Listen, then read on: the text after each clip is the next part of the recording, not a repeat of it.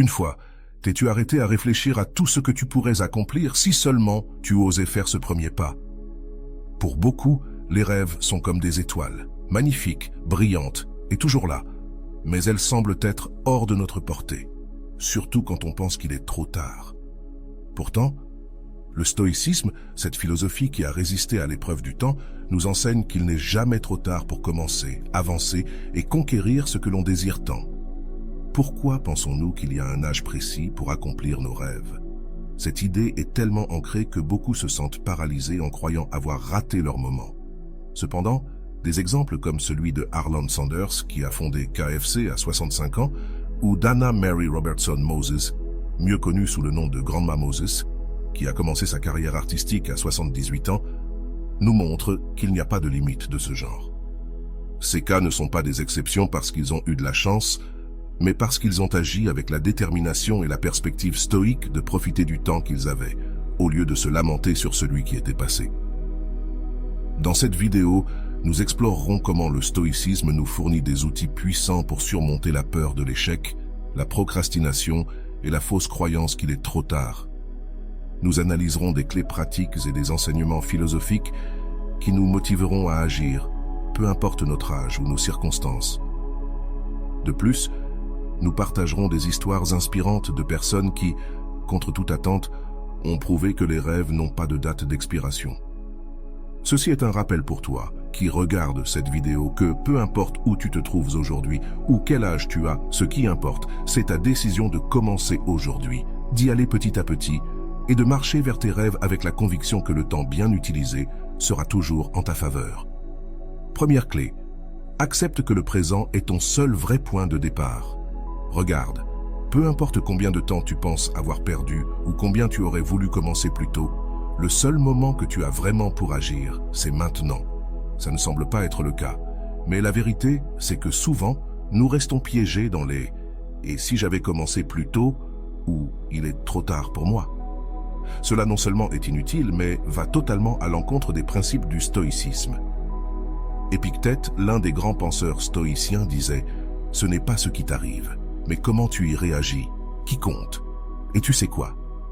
Ce qui t'arrive en ce moment, c'est que tu as un rêve, un désir, quelque chose que tu sais qui pourrait te rendre heureux, mais que tu as mis de côté parce que tu crois que le temps est passé. C'est là que le stoïcisme nous rappelle que peu importe ce qui s'est passé dans le passé, ce qui compte, c'est comment tu choisis de répondre aujourd'hui. Laisse-moi te donner un exemple qui, je suis sûr, t'inspirera. Julia Child, la célèbre chef, autrice et animatrice, n'a appris à cuisiner professionnellement qu'à 36 ans et n'a publié son premier livre de cuisine qu'à 49 ans. Imagine si elle avait pensé « c'est trop tard pour moi, mieux vaut que je n'essaie pas ». Mais non, elle a accepté le moment où elle se trouvait et a commencé à partir de là. Son héritage n'a pas seulement révolutionné la cuisine, mais a inspiré des millions de personnes. Alors, que pouvons-nous apprendre de cela? Que le passé ne définit pas ce que tu peux faire maintenant. Oui, il est possible que tu n'aies pas l'expérience que d'autres ont acquise plus tôt ou que tu sentes que ton chemin sera plus long, mais ça n'a pas d'importance. Ce qui compte, c'est de faire ce premier pas. Fais une liste, renseigne-toi, prends une petite action qui te rapproche un peu plus de ce rêve.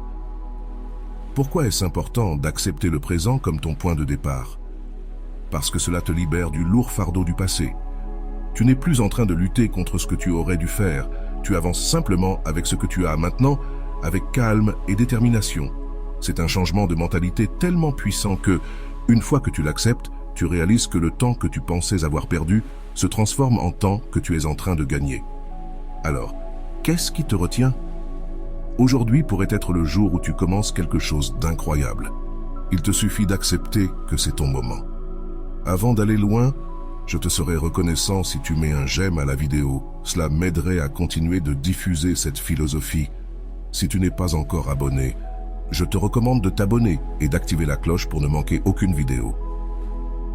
Deuxième clé. Brise la comparaison et concentre-toi sur ton propre chemin.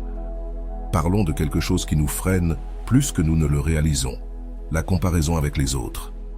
Parfois, nous regardons autour de nous et pensons « Regarde cette personne, elle a accompli tant de choses à un si jeune âge. Pourquoi cela n'a-t-il pas été mon cas ?» C'est comme si nous vivions dans une course imaginaire où nous arrivons toujours en retard. Mais tu sais quoi? Cette course n'existe pas, c'est juste une illusion créée par nos propres attentes, et souvent parce que nous voyons sur les réseaux sociaux. Les stoïciens nous ont appris que la véritable paix vient de l'introspection et non de regarder les autres. Marc Aurèle écrivait dans ses méditations « Ne perds pas de temps à discuter de ce qu'est un homme de bien, sois-en un ».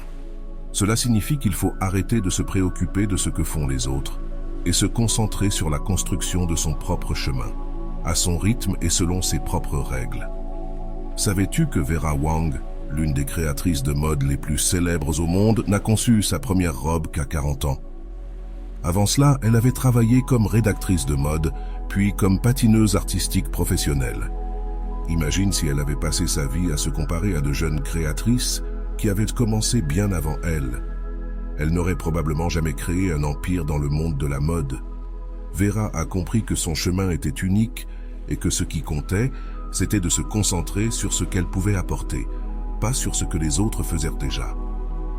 Voici ce que tu peux faire. Chaque fois que tu te sens comparé aux autres, demande-toi comment tu peux utiliser ce moment pour améliorer ton propre chemin. Pas pour rivaliser, pas pour impressionner, mais pour grandir.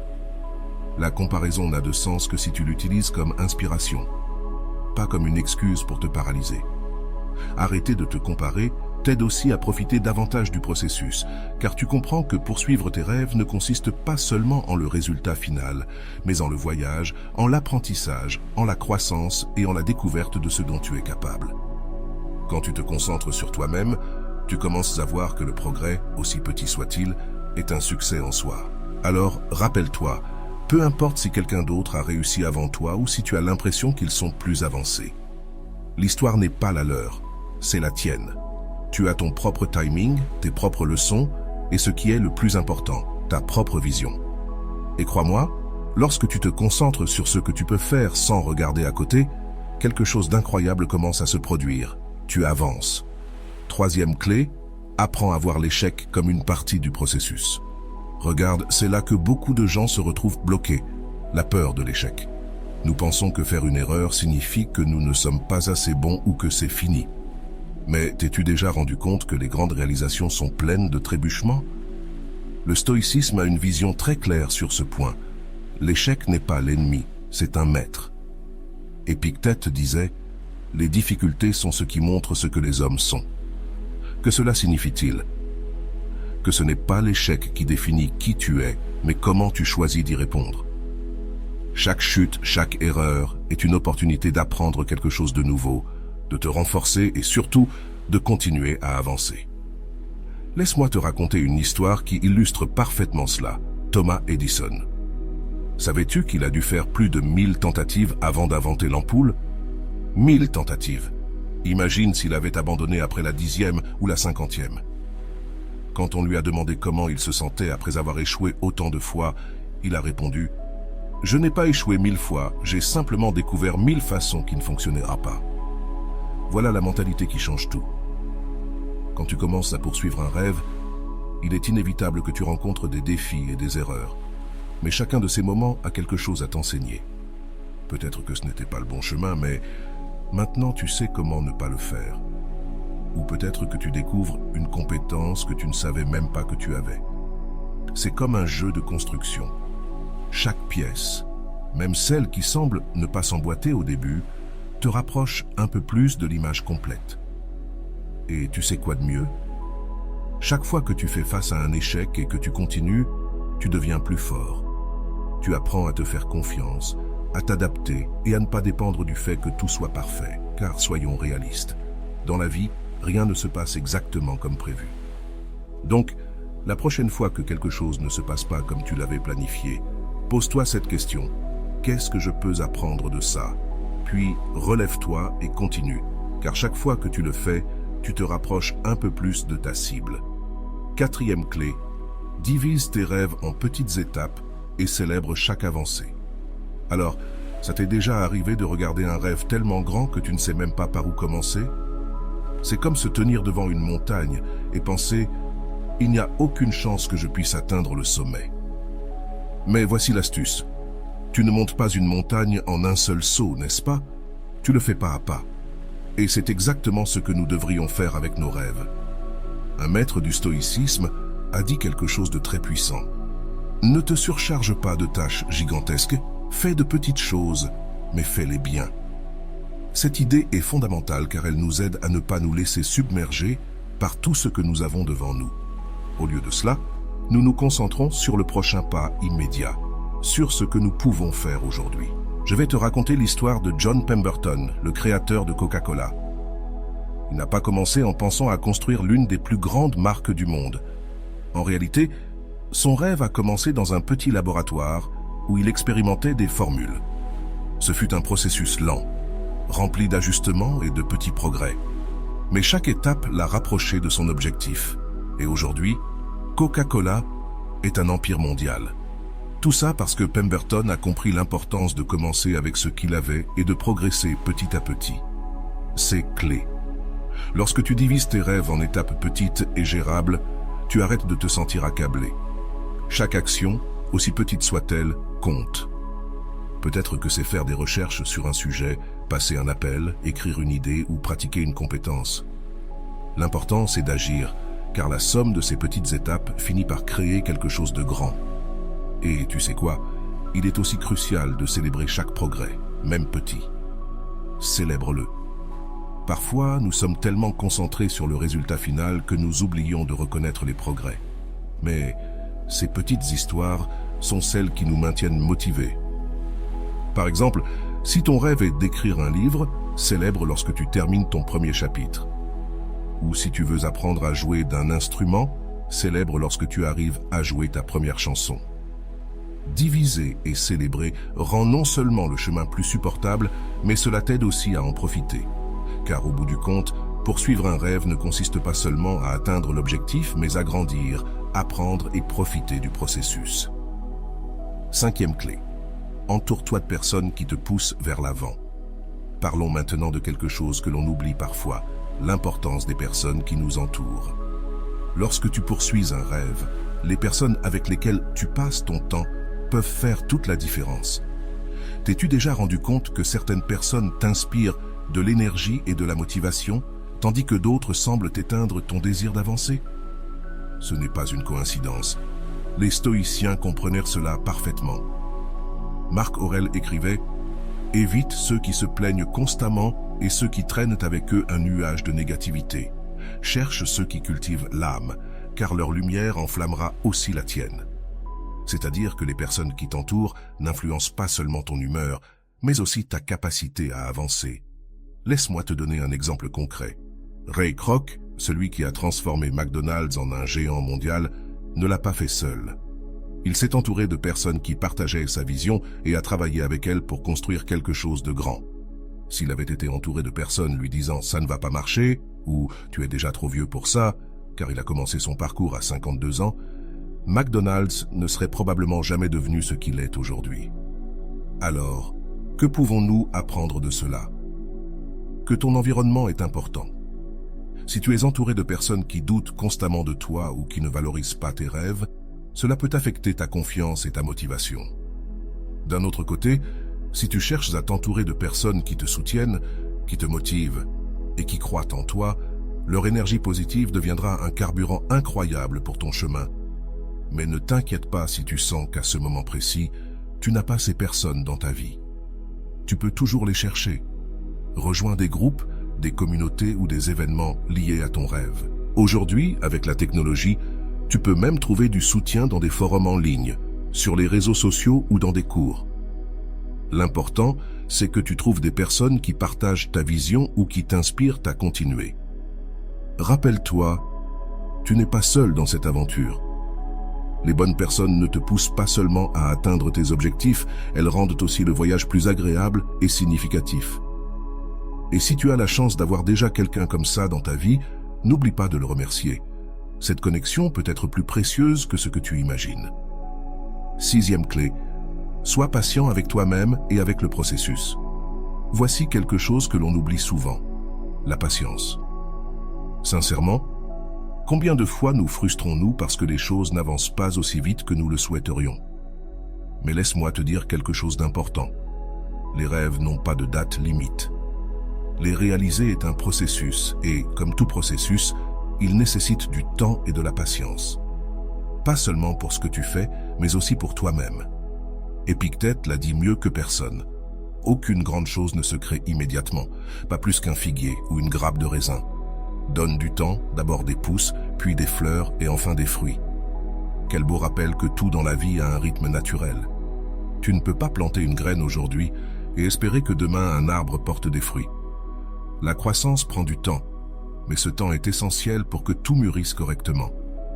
Prenons un exemple réel. J.K. Rowling, l'auteur de Harry Potter.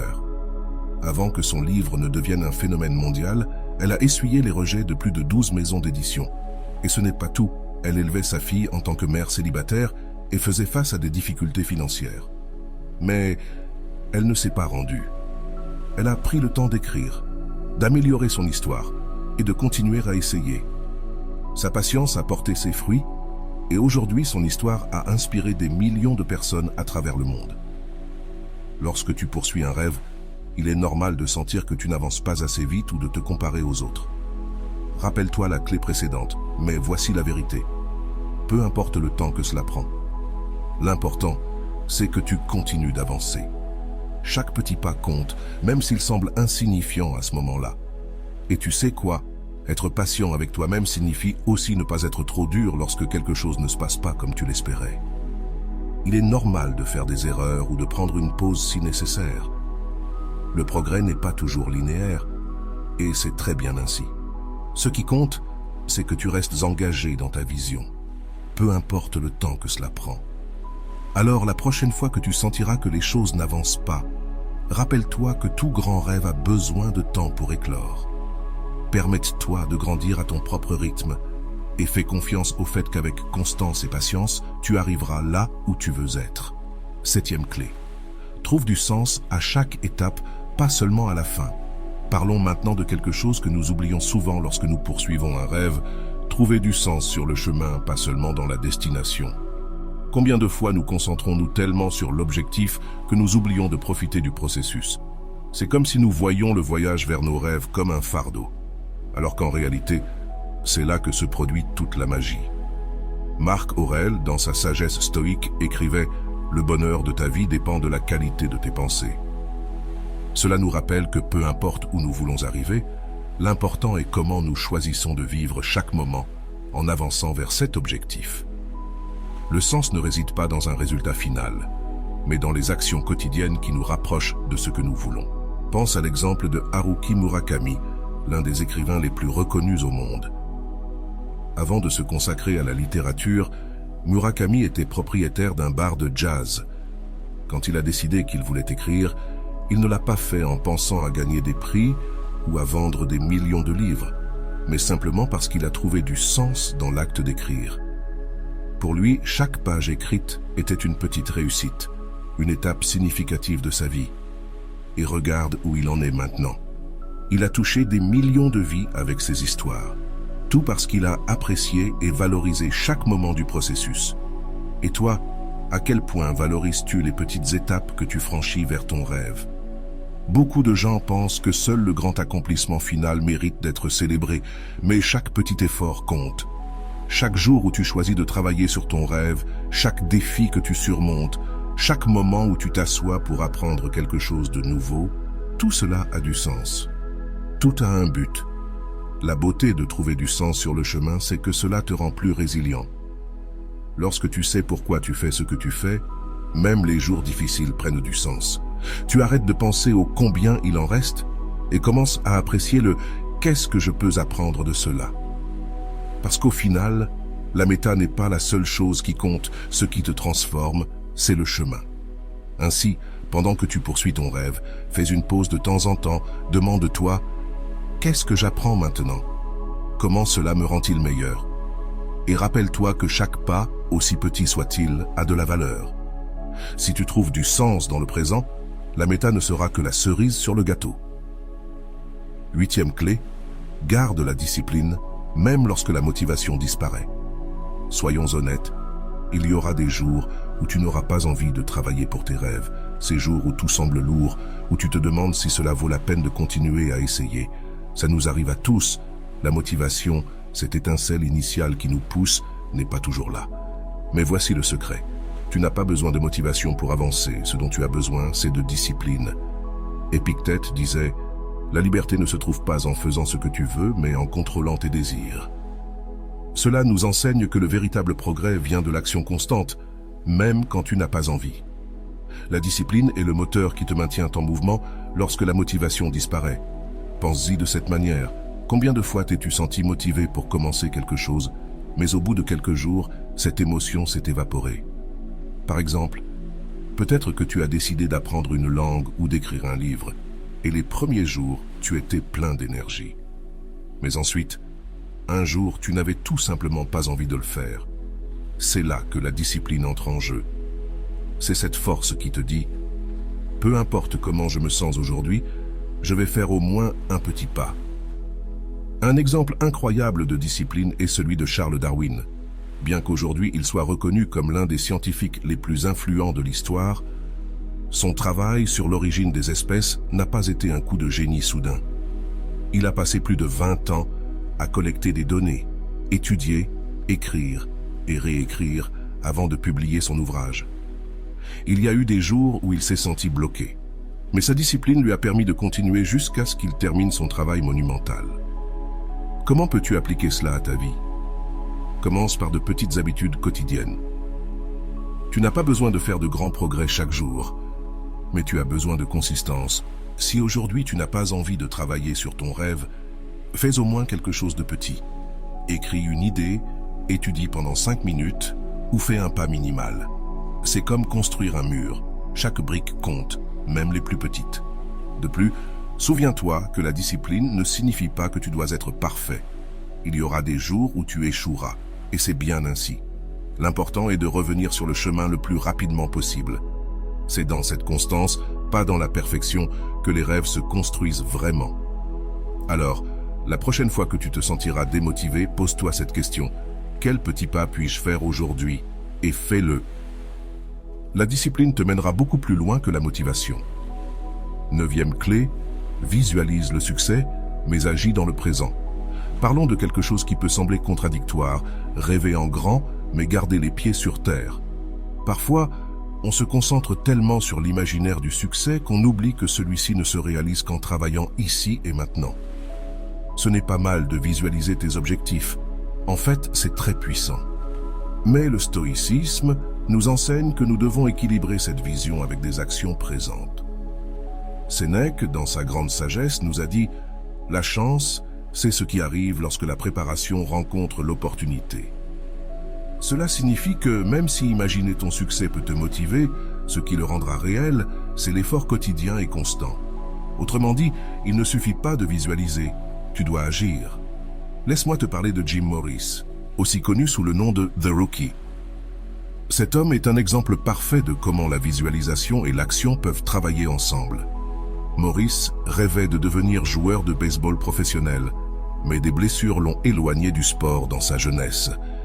Des années plus tard, en tant que professeur de chimie et entraîneur d'une équipe scolaire, il a promis que si ses étudiants gagnaient un tournoi, il essaierait d'entrer dans les ligues majeures. Il avait 35 ans lorsqu'il a décidé d'essayer, un âge considéré comme trop tard pour un joueur de baseball. Et que s'est-il passé? Il a réalisé son rêve et est devenu joueur professionnel. Pourquoi? Parce qu'il n'a pas seulement rêvé, il a agi. La visualisation peut être un outil incroyablement utile. Imaginer que tu réalises ton objectif peut allumer cette étincelle de motivation et te rappeler pourquoi tu as commencé. Mais voici l'astuce. Ne reste pas piégé dans la fantaisie. Utilise cette image comme une boussole, comme un rappel de la direction à prendre, mais assure-toi de faire de vrais pas chaque jour pour te rapprocher de ce but. Une manière pratique de le faire est de diviser ton objectif en petites étapes. Par exemple, si ton rêve est d'ouvrir une entreprise, visualise le jour où tu coupes le ruban de l'inauguration. Mais ensuite, demande-toi, que puis-je faire aujourd'hui pour me rapprocher de cela? Peut-être que c'est rechercher des coûts, chercher des fournisseurs ou apprendre sur le marketing. L'important est que chaque jour, tu fasses quelque chose, même si cela te semble minime. Rappelle-toi que le succès n'est pas un coup de chance ni un rêve qui se réalise magiquement. C'est le résultat d'un travail constant et de décisions conscientes prises dans le présent. Visualise avec clarté, mais vis et agis dans le ici et maintenant.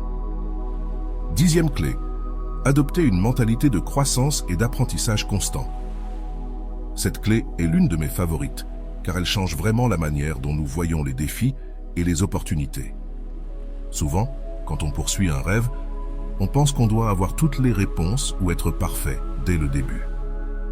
Mais et si je te disais que tu n'as pas besoin de tout savoir pour commencer, mais d'être prêt à apprendre en cours de route? Voilà la clé, une mentalité de croissance. Carol Dweck, une psychologue très reconnue, explique que les personnes ayant une mentalité de croissance croient que leurs compétences peuvent se développer avec des efforts, des stratégies et du soutien. Bien que ce ne soit pas une phrase stoïque à proprement parler, elle rejoint parfaitement ce que disait Marc Aurèle.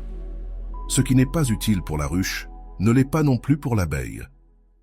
En d'autres termes, apprendre, s'améliorer et contribuer ne te profite pas seulement à toi, cela aide aussi les autres. Un exemple qui m'inspire toujours est celui de l'auteure Laura Ingalls Wilder, connue pour son livre La maison dans la prairie. Savais-tu qu'elle a commencé à écrire professionnellement à 65 ans? Jusqu'à ce moment-là, elle n'avait aucune expérience en écriture, mais elle a adopté une mentalité de croissance, a appris le métier et, avec le temps, a laissé un héritage littéraire qui inspire encore des millions de personnes. Elle a compris qu'il n'est jamais trop tard pour apprendre quelque chose de nouveau et que chaque étape sur ce chemin est une opportunité pour s'améliorer. Ce qui est beau dans l'adoption de cette mentalité, c'est qu'elle te libère de la peur de l'échec. Pourquoi? Parce que tu commences à voir les erreurs et les défis comme une partie naturelle du processus d'apprentissage, pas comme des obstacles insurmontables. Par exemple, si tu commences quelque chose de nouveau et que ça ne fonctionne pas bien au début, au lieu de dire « ce n'est pas pour moi », tu peux dire « qu'est-ce que je peux apprendre de cela et comment puis-je m'améliorer ?»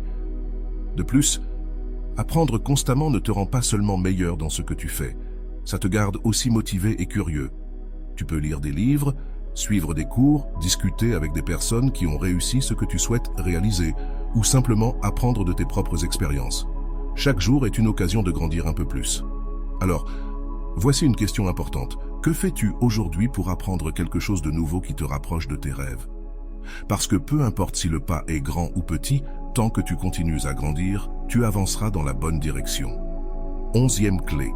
Accepte l'incertitude comme une partie du chemin. Maintenant, parlons de quelque chose qui effraie honnêtement beaucoup de gens, l'incertitude.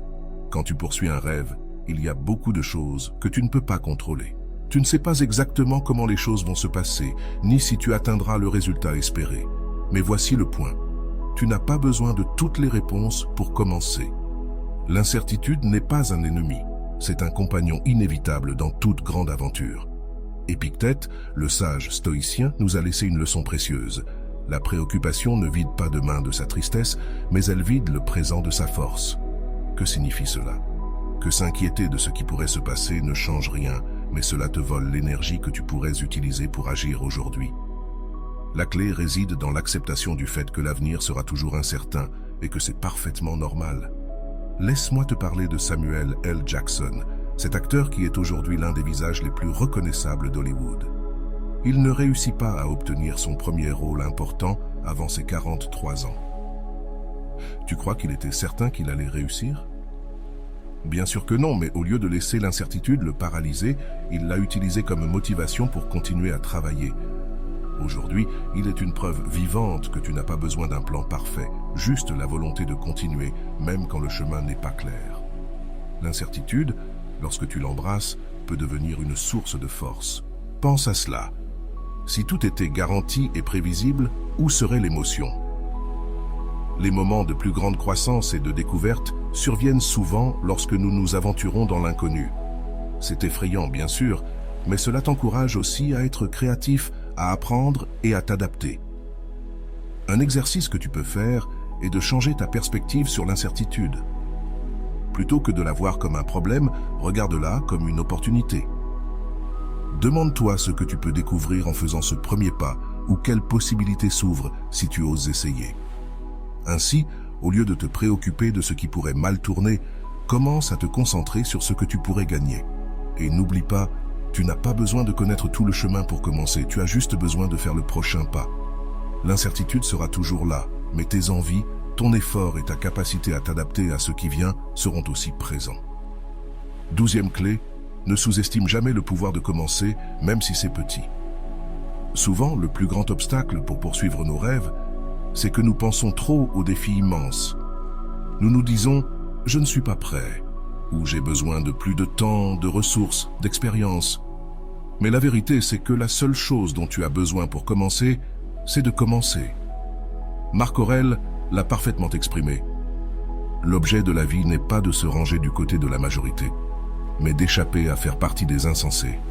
Et être insensé, c'est rester immobile, paralysé par des excuses ou des peurs. Commencer, même si c'est avec un petit pas, est un acte de courage et de sagesse. Tu connais l'histoire d'Anna Mary Robertson Moses, plus connue sous le nom de Grandma Moses? C'est une histoire qui m'inspire toujours. Elle a commencé à peindre à 78 ans après une vie de travail à la ferme. Elle n'avait aucune formation formelle, ni de grands moyens. Mais elle a simplement commencé à peindre parce qu'elle en avait envie, parce qu'elle avait un rêve et voulait le réaliser. Et que s'est-il passé? Ses œuvres sont devenues mondialement célèbres et sont maintenant exposées dans des musées. Tout cela parce qu'elle a osé commencer, même si c'était tard et petit. Quand tu penses à tes propres rêves, il se peut que tu aies l'impression qu'il te manque quelque chose pour faire le premier pas. Mais voici la vérité, il y aura toujours quelque chose à apprendre, quelque chose à améliorer. Si tu attends que tout soit parfait, tu ne commenceras jamais. Et au contraire, si tu fais un petit pas aujourd'hui, tu seras beaucoup plus proche de ton objectif que tu ne l'étais hier.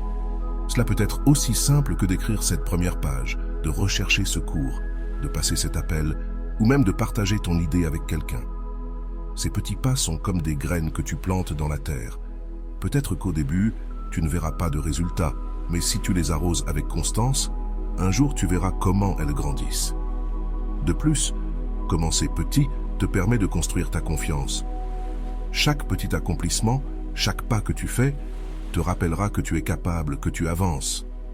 Et cette confiance sera ce qui te poussera à continuer, même lorsque le chemin se compliquera. Alors, la prochaine fois que tu penseras que ton rêve est trop grand, arrête-toi et demande-toi « Que puis-je faire maintenant avec ce que j'ai ?» Car peu importe la taille du pas, l'important, c'est de le faire. Et qui sait, peut-être que ce petit pas sera le début de quelque chose d'énorme. 13e clé. Reconnais et remercie ton progrès en chemin. Cette clé est comme une bouffée d'air nécessaire pendant que tu poursuis tes rêves. Trop souvent, nous sommes tellement concentrés sur ce qu'il nous reste à accomplir, sur la distance qui nous sépare de notre objectif, que nous oublions de regarder en arrière et de reconnaître tout le chemin parcouru. Mais voici la vérité. Remercier ton progrès ne te motive pas seulement, cela te rappelle aussi à quel point tu es capable. Épictète l'a résumé parfaitement. Le bonheur ne consiste pas à obtenir ce que tu veux, mais à apprécier ce que tu as déjà. Cela s'applique également à la poursuite de tes rêves. Il ne s'agit pas seulement d'atteindre l'objectif, mais de valoriser chaque étape pour l'atteindre. Un exemple que j'adore est celui d'Oprah Winfrey. Aujourd'hui, elle est l'une des femmes les plus influentes du monde, mais son chemin n'a pas été facile. Elle a grandi dans la pauvreté, a affronté des rejets et a souffert de nombreuses critiques durant les premiers temps de sa carrière. Pourtant, elle a toujours parlé de la manière dont elle reconnaissait et remerciait chaque petit progrès, chaque accomplissement, aussi petit fut-il. Cette mentalité de gratitude a été clé pour garder son focus et avancer avec confiance. Lorsque tu poursuis quelque chose de grand, il est facile de ressentir que ce n'est jamais assez, qu'il y a toujours plus à faire. Mais si tu prends un moment pour réfléchir à ce que tu as déjà accompli, tu réaliseras que chaque pas, chaque effort t'a amené là où tu es, et c'est quelque chose qui mérite d'être célébré. Comment appliquer cela? Consacre un moment à la fin de chaque semaine pour dresser une liste de tes progrès. Peu importe qu'ils soient petits, chaque étape compte. Peut-être as-tu appris quelque chose de nouveau, fait avancer ton projet ou simplement surmonté une journée difficile. Merci pour ces moments. Cette pratique ne te remplit pas seulement d'énergie, elle renforce aussi ton engagement envers ton rêve. Rappelle-toi, poursuivre tes rêves, ce n'est pas seulement atteindre un but, c'est vivre le processus, apprécier la croissance et être conscient de tout ce que tu construis en chemin. La gratitude est comme une boussole qui t'aide à rester concentré, motivé et en paix avec ce que tu fais. 14e clé. Trouve le but le plus grand derrière ton rêve. Passons à quelque chose qui élève tout ce parcours à un autre niveau. Connecter ton rêve à un but plus grand, c'est-à-dire pourquoi veux-tu vraiment atteindre cet objectif? Quel impact aura-t-il sur ta vie et au-delà, sur la vie des autres? Lorsque tu trouves cette connexion plus profonde, ta motivation devient imparable. Sénèque nous a laissé une phrase puissante. Si un homme ne sait pas à quel port il se dirige, aucun vent ne lui est favorable. Cela signifie qu'avoir une vision claire de ton but te donne non seulement une direction, mais aussi la force de continuer, même quand les choses se compliquent. Un rêve lié à un but n'est pas juste un désir passager, c'est quelque chose qui te pousse depuis les tréfonds de toi-même. Laisse-moi te donner un exemple. Nelson Mandela. Il rêvait d'une Afrique du Sud libre où tous les gens auraient les mêmes droits. Son rêve n'était pas seulement pour lui, son but allait bien au-delà de sa propre vie. Même après 27 ans en prison, il n'a jamais perdu de vue ce but plus grand. Cette connexion l'a maintenu ferme et son rêve est devenu une réalité qui a changé le monde. Maintenant, parlons de toi. Que représente ton rêve pour toi et pour les autres? Peut-être veux-tu créer une entreprise pour offrir un produit ou un service qui améliore la vie des gens. Peut-être souhaites-tu écrire un livre parce que tu as une histoire qui pourrait inspirer d'autres personnes. Ou peut-être ton but est de montrer à ceux qui t'entourent, particulièrement à tes enfants ou tes proches, qu'il n'est jamais trop tard pour poursuivre ce que l'on aime. Quand tu comprends le pourquoi derrière ce que tu fais, tu réalises qu'il ne s'agit pas seulement d'atteindre un objectif, mais de voir comment ce rêve peut générer un impact positif. Cela te donne un sens de responsabilité, mais pas celui qui pèse, celui qui motive, celui qui te rappelle que ton effort en vaut la peine, car il est aligné avec quelque chose de plus grand que toi. Alors pendant que tu travailles sur ton rêve, demande-toi, quel impact veux-tu que cela ait sur ta vie et celle des autres? Avoir cette clarté te donnera l'impulsion dont tu as besoin pour surmonter n'importe quel obstacle et te rappellera que ce que tu fais a un sens profond. Et voilà, j'espère que vous avez trouvé beaucoup de valeur dans cette vidéo. Merci d'être resté jusqu'à la fin de cette vidéo. J'adore quand vous faites ça. Si vous voulez une autre vidéo sur ce sujet, écrivez en commentaire « J'en veux encore plus ». J'espère vous revoir dans une autre vidéo.